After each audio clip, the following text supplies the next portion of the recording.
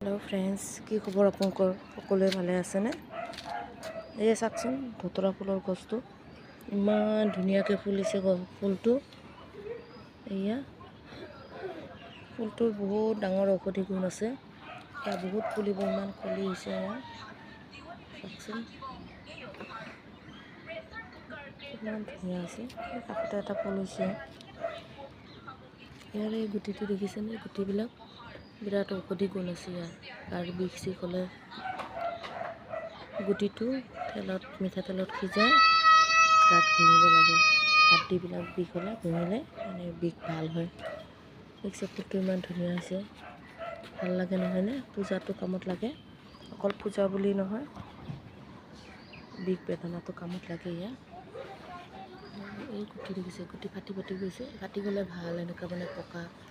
এইটো কেঁচা হৈ আছে এনেকৈ গুটি সিজাব লাগে সিজাই তেলত সিজাই ধুনীয়াকৈ জইনবিলাক বা গাঁঠিবিলাক মালিচ কৰিলে ভাল পায় কেনেকুৱা হৈছে বাৰু মই বনোৱা ভিডিঅ'টো ভাল লাগিলে লাইক কমেণ্ট ছাবস্ক্ৰাইব কৰি দিব লগতে শ্বেয়াৰ কৰিব নাপাহৰিব বাই বাই।